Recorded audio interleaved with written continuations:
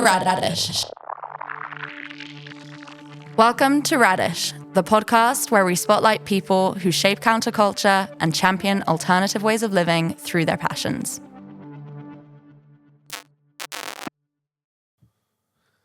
Welcome back to Rad-Ish. My guest today is Zoe. She's one of the core dinner coordinators with Taste Before You Waste, a local nonprofit that saves potential food waste and uses it to put on community meals. Thank you for being on Rad-Ish today, Zoe. Thank you for having me, and thank you for inviting me to do this. Thank you for agreeing to do this. So you and I know each other from like a year and a half ago or so, back when I also used to work for Taste, back in the good old days. But I was doing all the morning stuff and doing the pickup, so I don't really know what's been going on there much lately. So for listeners not familiar with what Taste is or what they do, can you tell us a little bit about what Taste is? Yeah, so Taste Before You Waste, first of all, is I think turning 13 or 14 this year. So it's been running for quite a while, but the people running it, they always change more or less frequently. They come and go. Everyone who works there is a volunteer, including, well, the both of us. And the mission is to, reduce food waste on a local scale. This means that every Wednesday we go with the bakfiets. You used to go with the bakfiets to Javastrat. And we would, we ask supermarkets if they're willing to donate their leftover produce to us. So it's things that they would otherwise throw away. There's a bunch of reasons why they throw their fruits and veggies and whatever dairy products away. Sometimes it's just because one thing in the entire box went moldy, so they legally can't sell the rest, or sometimes it's just past the expiration date, but the food is still good. So we go with the bakfiets, we pick up a bunch of food, and then we bring it back to Dokhouse in Plantage in Amsterdam. And starting there, we just cook in the afternoon, and then in the evening we try to emulate like this restaurant-style experience where there's guests that come in, anyone is welcome. They sit down at a table, and then we serve them a 3-course meal, and everything is donation-based. People pay what they can. And I think that's the most of it. Nice. And then there's usually like an event, right, that goes with the dinner, or is that still... Yeah, we used to have a lot of events during the dinners, especially bands, because there's a stage downstairs, which is really cute. We don't have the manpower anymore to like have someone to organize it anymore. But we just need someone to like organize it, and then we can have it. But right now, we don't really. Nice. I mean, if the dinners are always the main focus. And you said that you told me before this, the food quality's really been like jumping up, and because I do remember like, I always enjoyed a good meal at Taste Before You Waste, but it did feel a little bit like you're gonna get a curry every time. The stew. We always joke like, starter is a salad with like really random stuff in it. With whatever you had around. Exactly. With whatever's left over, and then the main is always like rice with stew. Yeah. Or maybe rice with potato if you're going like, or stew with potato if you're going crazy. If you're lucky, on the fancy days. And then desserts. Honestly, I had like a crumble phase. I think crumble is the go-to. It's crumble super easy. It was all, yeah. And then a tart. I also had a tart phase there where every week I would make the volunteers make tarts. Because we had a lot of custard from a donation. So, tart. I remember that donation. It was all the vanilla like powdered custard things. Oh my God, we got like boxes of that stuff. Yeah. And so were you doing the dinner menu back then, or I guess the dessert menu? Yeah. Until I think. Wait, I'm trying to think when we had new people. I don't know. Until a couple months ago, it was me and Lisa, and we were basically running everything. We were both, dinner coordinators, if you want to use the title. We were doing everything, the two of us, and like it worked fine, but I think we kind of got lost in the sauce because we had so many like responsibilities, and like our minds were really just all over the place. We were kind of like the both of us were kind of just doing everything, which worked, but then we couldn't really focus on anything in particular. So I think for sure, like the quality of the meals suffered a bit, honestly. And then there's also, of course, like the different aspects of Taste Before You Waste that you can try to emphasize when you work there. Like I'm really into like sustainability, and I also started there like for the sustainability side of it. But maybe, so that meant that I was a bit more like, okay, no matter what we get, I just want to waste as little as possible. So whatever, I'm just going to make a stew and put everything in it, which of course isn't the nicest meal to make. So it's been really nice to have my new colleagues, let's say, Sloan and Emilia, which aren't who aren't here with us right now, but I just want to give them a mega shout out because honestly, like having them with me and work with me, it's been such a wonderful experience. And I think like they've added so much to Taste Before You Waste, and I do think that you can notice a before and after their involvement. And I can also feel it for myself. Like I can step back a bit and then maybe focus on other things. And they've been really good at like finding their niche and like also just being dinner good coordinators. Or like the menu. Yeah, exactly. So Sloan is now my other half. No, my twin. She's also a dinner coordinator. But for example, she's really from how I feel like she's really into like the community side of Taste Before You Waste, which is something I hadn't really thought about. So it's really nice to like see that and also, like have this influence our work. Because she really cares about the volunteers and like the contact with the people and the guests, which is really nice to see. And then Emilia, she's like the brain behind the menu now. And like I don't think there's much explaining to do. Like, she just makes sure that the food is nice. She comes out with a menu. She always comes early on Wednesdays before everyone else to like kind of have a look at what we have. And then she has like this little notebook where she writes her recipes, and she'll also be like, if we have ideas for the food or like, I don't know, we try to do something to maybe cut corners or like, I don't know, have maybe a shitty idea with the food, but it's just easier. She'll be like, no, like, we can't do this. Like, it's not good, which I think is a really good standard. A bit of quality control. Exactly, which is, I think, something that Taste really lacked. So it's really amazing having them here. Yeah, that's really cool. I remember what it used to be was like the food would get dropped off and then the volunteers to cook would show up, and then it would be a bit like one person would maybe take a rough lead, but then it was just kind of just whatever got made. Yeah, so exactly. Coordination's pretty nice. Yeah, so it worked, but then it's also pros and cons, right? Because when it was before, then maybe you would have a volunteer who was like super into cooking. That's why they signed up for the cooking shift, we call it. And then it's nice because they would often take over and like give their ideas. So in that sense, it's a bit more fun maybe, and like involves the volunteers more.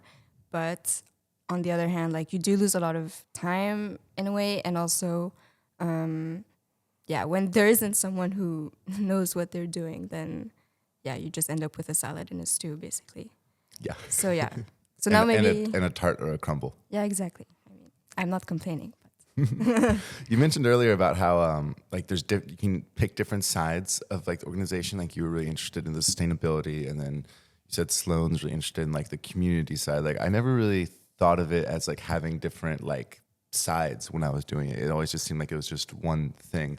It's interesting that you feel like you can like emphasize, I guess, different elements of like the community engagement, the sustainability, the food, I guess, as well. And so like now you're trying to like find a way to like balance out these things in a way that's better, I suppose. Mm-hmm. Well, what part of it, like what was Taste for you? Damn, I didn't expect the camera to get flipped on me. I really liked when I did the pickups. I had to bike to the Javastrat every day with the big bakfiets, and I really liked talking to like the store owners. I don't really speak any Dutch, and they don't really speak any English, so it was a lot of like gesticulating, a lot of hands, a lot of pointing, a lot of asking, a lot of Google Translate. But I really liked having a relationship with them. And I liked, I don't know, I would, some days I'd have this like bakfiets just stuffed with like vegetables and stuff, and like biking back at like in the sun at 10 a.m. on like a random Wednesday. It was just like a really nice feeling. And even though I didn't go to the dinners that often, it was nice to know that like this little thing I did contributed, I guess, to people getting a nice meal at night. Yeah. And I did like how there was also a space for like community events. Like a friend of mine was in a band, and one of his first shows was at Taste. Like it was a really cool, like, yeah, platform for the neighborhood, I guess. Yeah.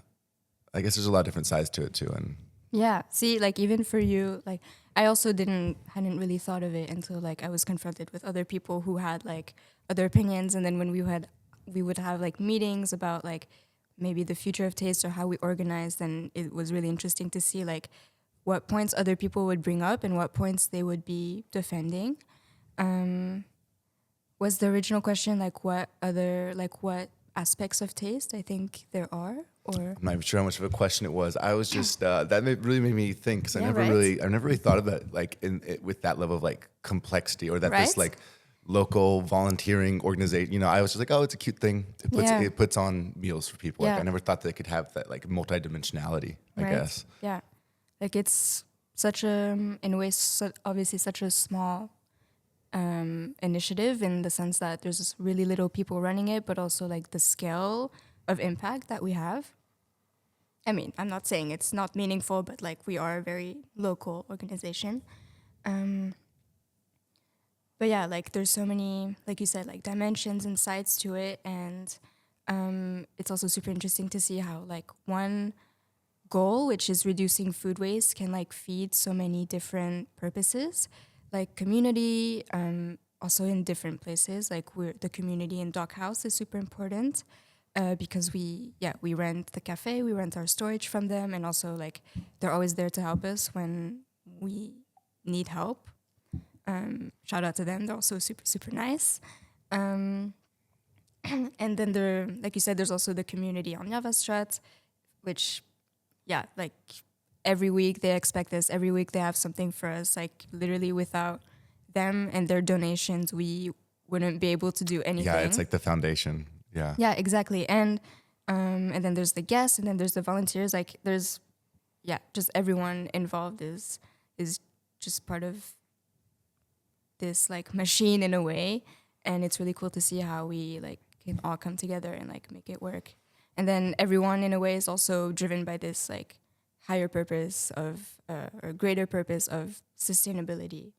But yeah, I don't know. Yeah, and it's like a sustainability. It's like very much outside of like normal ways of doing things, like functioning not for profit. You know, Dock House like squatted 25 years ago or whatever. All donation, not only just donation based from local markets, but donations of food that would otherwise go to waste. Like it's all like it's this beautiful little niche space that's carved completely outside of like the main flow of things. I think that's really one of the most impressive things about Taste, and it's just it's a cool space. Yeah, for sure. Also, Dock House, I was reading up on it before this because I was like, I always loved it. It's such like a vibrant. I found out it used to be a church. Really? Yeah. That would explain it. Like the Yeah. Zal behind the cafe. Yeah. So with the used to be a church. It's got you guys have the stage downstairs, like the cute little bar. Everything's like all wooden, and it's got the big open thing in the middle. Like it's such a it's a really nice space to like come have a meal, hang out with people, meet someone new, you know, eat something nice. Yeah. Yeah, and now I don't know if I just didn't notice earlier, but when they always have art like hanging in the cafe, and it changes every month or every 2 weeks or so. And I think you can, obviously it's artists putting it there like on display, but I think sometimes you can also buy it. And it's really cute because you never know what to expect. Like you arrive and then there's new art on the wall. Or and the you're like, whole oh, vibe nice. could be completely different depending on. Yeah, it's not to that extent, but it's like just the two sides of the cafe, like on the wall on the side of the entrance, and the one like right across it, and also downstairs actually. But so it's always like an constantly changing space also, and they're always doing renovations and blah blah blah. Yeah, Oh, it's really nice. I live so far away, but I really love like, Plantage is such a really nice. I can like FaceTime you to give you a me, taste. give me the fix of like, oh, it used to be there so often. Update. I wanted to ask about some of like the challenges specifically working within like food waste prevention. I did some research actually on food waste for this, which I didn't do in the, almost 2 years I worked for Taste, but apparently 10% of all food in Europe is wasted. And of that, 2/3 of that waste always comes at the like retail consumption end, so supermarkets, homes, and restaurants. And I remember when I used to do it, some of the challenges with it, like there were a few times where I couldn't get a good pickup from like our usual spots, and so I, like out of absolute desperation, like I would go to the Albert Heijn, and I would ask, like I'd like try to find a manager, and I would ask them like, hey, like I'm doing this, I haven't got anything today, like do you have any food that you're gonna be throwing away? And the answer was always no. Well, first confusion and like almost an inability to like comprehend what I was trying to do, when like the local shops, when I couldn't even communicate effectively with them, would always understand. And then no, like just on principle, like you just couldn't do it. Like they would have huge waste bins out back of just stuff getting thrown away, or the amount of stuff that Albert Heijn throws away every day. But it's just not in line with like, I guess, the ethos of most restaurants, or like I work for hotels, and the amount of like after a catering event, stuff that just goes straight in the garbage. It's crazy. So do you guys have any plans for like, well, you mentioned earlier too, like, how food oftentimes like looks unappealing or has a bit of mold or something like that. And I think that's also something that like can put people off of things like this. Like they're scared of like, is this food going to be moldy? Isn't going to be safe? How does like the literal logistics of like using food waste work to make a meal? I think there's different also like degrees to it and using food waste. Like I think first degree is, the pickup that we would get at Javastrat, which technically is food waste, but it's still normal food. And I think that we would always say, especially with Sindhu, like, just trust your instinct, Like, I think we underestimate our bodies. I mean, I'm, like, not afraid of mold and, like, eating, like, expired food. So I know this is also coming from someone who doesn't really care, so I'm a bit biased, but I think we do underestimate like the capability of our body and also like our instincts to tell us whether or not this food is edible. I get that, of course, looking at like a soft paprika or something can be a bit like off-putting, but most cases I can like more or less promise that if you eat, obviously you can cut out the soft part, but if you eat the rest of the paprika, you will be fine. Like our bodies can handle so much, and of course don't go out there like eating only expired and moldy food. It's your professional recommendation. Yeah, from my experience. But like, you will be fine, especially if it's cooked. Like you're not eating it raw, so it's killing some of the bacteria. And instinctively, like your body can tell so much on like whether food is good for you or not, or if you're going to get poisoned just by touch and smell and like sometimes taste. Like if something tastes a bit off, obviously I shouldn't eat it. If it smells a bit off, trust your own instincts. Yeah, exactly. Do you think there's a really huge like disconnect, I guess, in modern society or whatever, between like these instincts when it comes to things like this and like what we've grown used to, which is looking at expiration labels, or like I think especially in the West, we're super privileged to be really picky about how food looks, like regardless of if it's even slightly off or not. Like I think there's like an import rule for the EU where like certain bananas need to be a certain size, and if they're not a certain size, they get thrown away. Yeah, it's ridiculous. Like the aesthetic standards that we put even our food like under, like the expectations that our food should look a certain way, even though like vegetables and fruits like grow in every single way and don't have like a fixed form or shape. yeah, there's so much food that gets thrown away just because it looks a bit weird and like it Yeah. can't be sold. We'll eat a hyper processed like Yeah. something in a wrapper that we can't even pronounce any of the Yeah. ingredients. But then if a banana has like a brown spot on it, then we're not Has interested to in it. go. Yeah.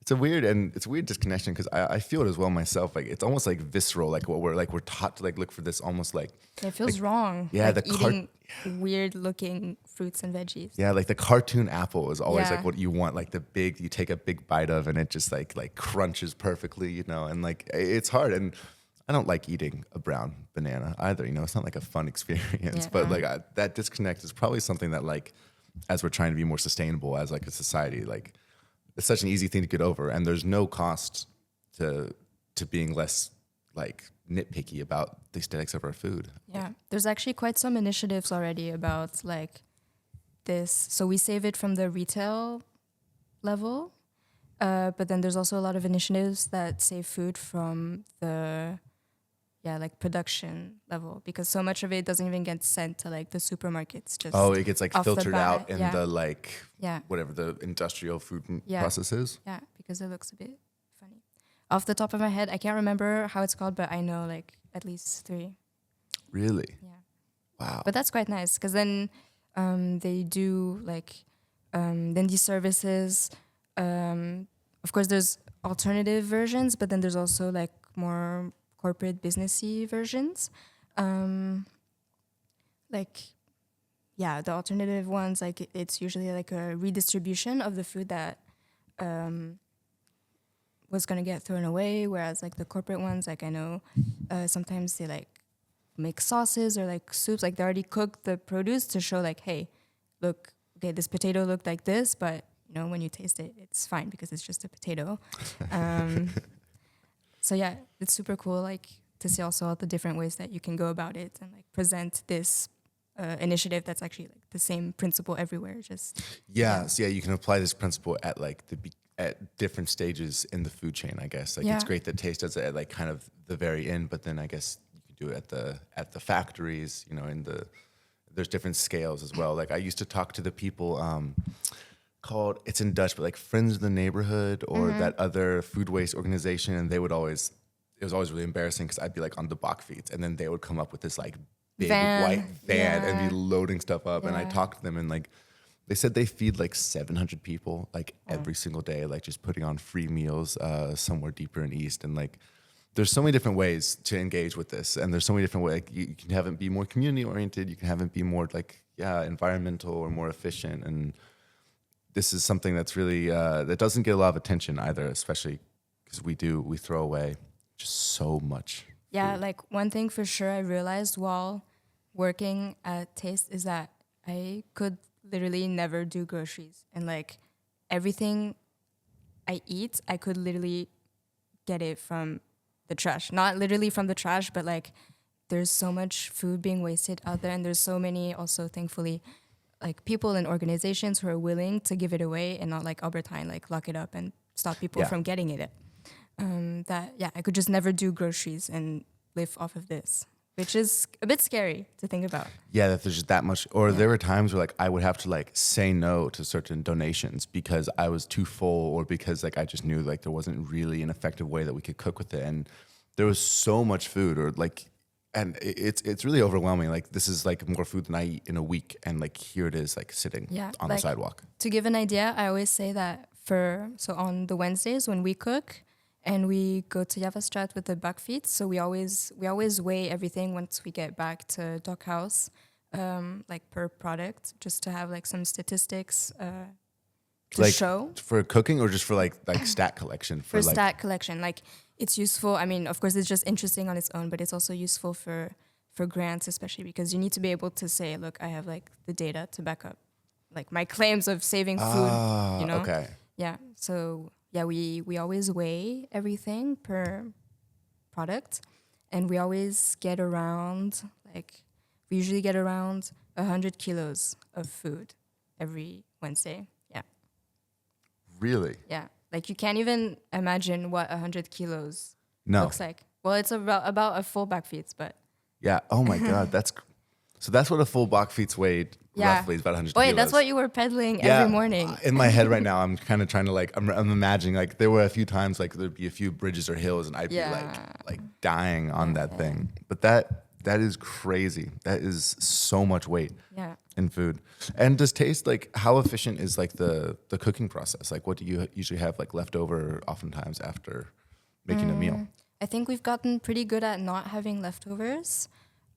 Because we always try to give it away, and then when we see that like we still have a lot of food left, like you kind of adjust the portion size and like always ask around, okay, maybe it's time to like start putting stuff in Tupperwares or jars and like start giving it away to guests, like obviously for free. But we try not to have leftovers because it's like leftovers of leftovers basically, and next week we're also gonna get 100 kilos of food, so yeah, you can't like save everything. Yeah, but I guess the more efficient, I mean, already you're turning something that was going to be wasted into something that isn't anymore. It's really nice.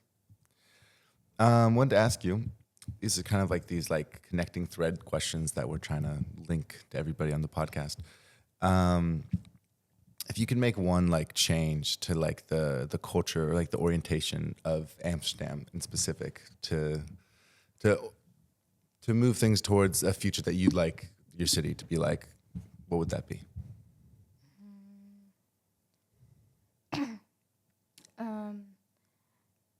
What was it like? What if there was something about the culture in Amsterdam that I would change? Like if you could just make one, if you could snap your fingers and make one change and then have like a dynamic in the city be different, relate to food waste or not, what would it be? I think off the top of my head, I would love it if the government, so in this case, I guess the municipality, but of course that's part of a bigger system, would work more closely with these kinds of alternative and like underground organizations, because we are helping them to reach their sustainability goals, like in Taste Before You Waste case. But so many things are against us. I'm not saying that we're victim. Like these rules are in place for a reason, and I agree. Like the hygiene rules and like the dumpster diving, like they're there for a reason. It's not that they should be abolished. But I think it would be great to have a bit more support for these like grassroots initiatives, whether that be in sustainability or maybe like social change or like queer rights, stuff like that. I think, like a bit more support could go a long way, because these grassroots organizations are doing this work already like on their own terms, out of their own free will. So it's not costing them anything from a money and time point of view. But like just a bit of support on how to comply to laws or regulations. Like, know what I mean? Like even just have a person available to like advise them, or to make like navigating the rules that you're trying to stick to easier. Yeah, exactly. It shouldn't feel like the rules aren't against. Yeah, because like you were saying with Albert Heijn, like they lock up their food waste because of like liability reasons. Because if someone gets their trash and then they get sick, like Albert Heijn is responsible, which in a way makes sense, but also it doesn't, because then so much food gets wasted, and then that's horrible for the environment, and the government's trying to be more sustainable. So it's like kind of these kinds of weird like you shouldn't have to be pushing back against like if the goals are the same, whether it be sustainability or whatnot, like then you shouldn't feel like you're having to fight with the regulations that are put in place to promote the same goals. Yeah, and sometimes it kind of does feel like that, even though of course it's not. But I think that's something that would take all these like movements so much further. Yeah, like removing this barrier. I always, I guess, conceive of these like more like alternative spaces and movements to be, I guess I instinctively think of them almost in like opposition to government. I mean, of course, you can have super different opinions on this. Like, I mean, coming from like a food and like service point of view, I think it's good that they have the regulations. And like, of course, for us, it's annoying because it's hard to cook in doghouse and like still meet all the criteria, but I'm not against it. But then, of course, you can also have a very different opinion on it. You can think, yeah, like, fuck the government. Like, you can be a bit more anarchist about it. Yeah. But yeah, at the end of the day, the goals are the same. I mean, if the Dutch government or the municipality is trying to promote sustainability, like, then an organization like Taste is like an amazing thing, because Yeah, exactly. it's also all volunteers, it's all people, and it's doing it in like a very community-oriented way, which Yeah. can kind of only come from something as local and as grassroots as Taste is. Period. Period. Well, thank you for joining me today, Zoe. I really appreciate your time. Well, thank you so much again for having me. It was super fun. Yeah, I hope that I promoted Taste Before Waste. You guys, everyone is welcome at our dinners every Wednesday evening. And of course, if you're interested in volunteering, then you're always welcome. We have a website, we have an Instagram. And yeah, And you can have also, tarts and crumbles. yeah, I think I got banned from making tarts and crumbles. Like, I'm really serious. No. Yeah. Yeah. So no tarts and crumbles for a bit. Okay. But no stew also, I think. Oh, That's quite good. Okay. That's quite exciting. things are really moving quick Yeah, in the we're world. going crazy. All right, well, thank you so much, Zoe.